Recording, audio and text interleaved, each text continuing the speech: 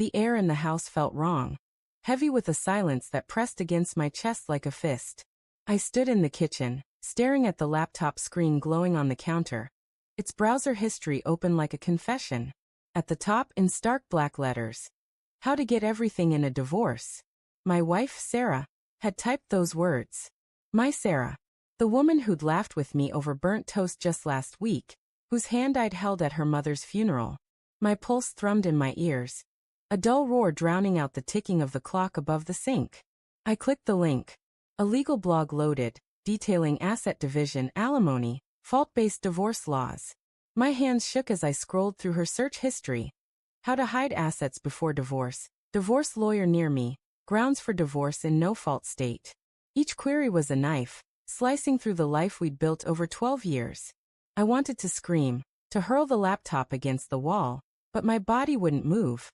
Instead, I stood frozen, the linoleum cold under my bare feet, the faint scent of Sarah's lavender perfume lingering in the air like a ghost.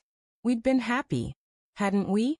I replayed our mornings, her soft humming as she brewed coffee, the way she'd lean into me on the couch, her head on my shoulder. But lately there were cracks. She'd been distant, her phone always angled away, her evenings filled with vague excuses about book club or work dinners. I'd chalked it up to stress, her promotion at the ad agency, the late nights designing campaigns. I'd rationalized it, told myself I was paranoid.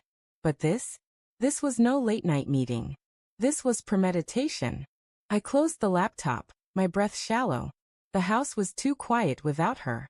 She'd texted earlier, saying she'd be late again. Client dinner, don't wait up. I'd believed her. God, I'd believed her every time. But now, doubt gnawed at me, a rat chewing through the wires of my trust. I grabbed my keys, my coat, my heart pounding with a mix of dread and fury. I had to know. The drive to her office was a blur, city lights smearing across the windshield like tears. Her ad agency was downtown, a sleek glass building that glowed against the dusk. I parked across the street, my truck half hidden behind a delivery van. Her car was there, a silver sedan in the lot, but the office windows were dark. No late-night campaign meetings. My stomach twisted. I waited, gripping the steering wheel, my knuckles white. An hour passed. Then two. My phone buzzed, another text from Sarah. Running later than expected. Love you. The words burned. Love you. How could she? I was about to start the engine, to drive home and confront her later, when I saw her.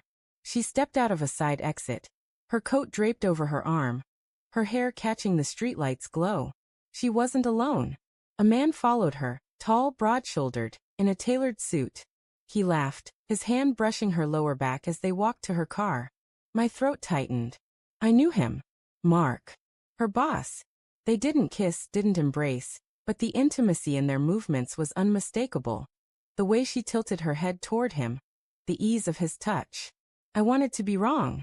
I wanted it to be a misunderstanding, a friendly colleague moment. But then she leaned closer, her lips near his ear, whispering something that made him smile. My vision blurred, rage and heartbreak colliding like a storm in my chest. I fumbled for my phone, snapped a photo through the windshield, the timestamp glowing, 9:47 p.m. I didn't confront them. Not then.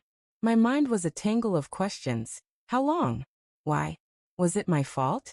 I drove home, the photo burning a hole in my pocket. The house felt emptier now, the silence louder. I sat on the couch, staring at the framed photo of us on our honeymoon. Her smile wide, my arm around her. Had it all been a lie? Sarah came home at midnight, her heels clicking softly on the hardwood. You're still up, she said, her voice light, practiced. She dropped her purse on the counter, avoiding my eyes. Long dinner, I said, my tone flat. I watched her closely, the slight tension in her shoulders, the way her fingers fidgeted with her bracelet. Yeah, clients can be exhausting. She laughed, but it was thin, nervous. I'm beat. Heading to bed. I didn't follow her. I opened the laptop again, the search history still there, a digital trail of her betrayal. I spent the night digging, her email, her texts, anything I could access.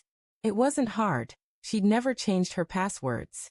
There were messages to Mark, subtle at first, then bolder. Missed you last night, can't wait for Friday. My chest ached, each word a fresh wound. But it was the email to a divorce lawyer that broke me.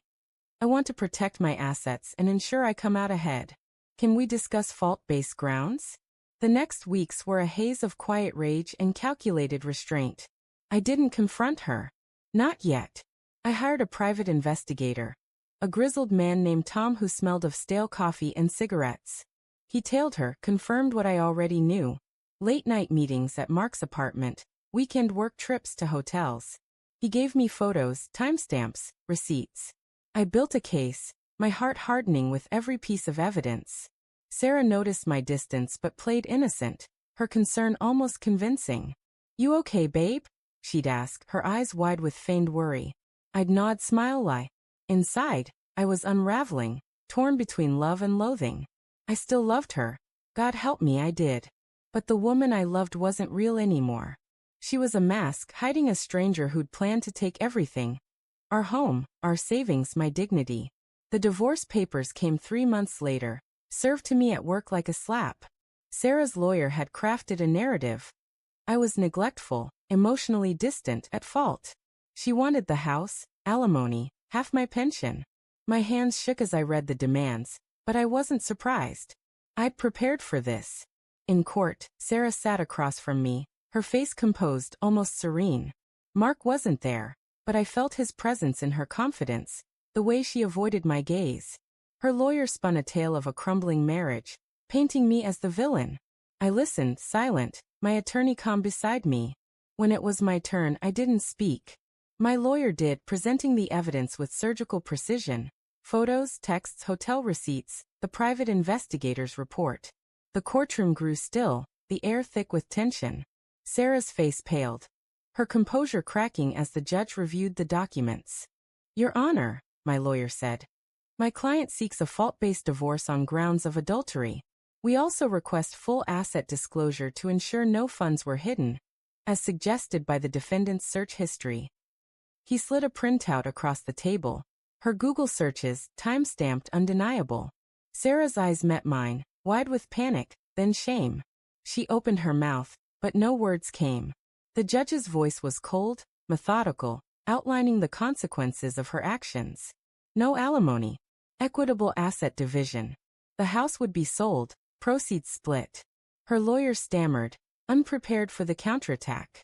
As we left the courtroom, Sarah grabbed my arm, tears streaming down her face.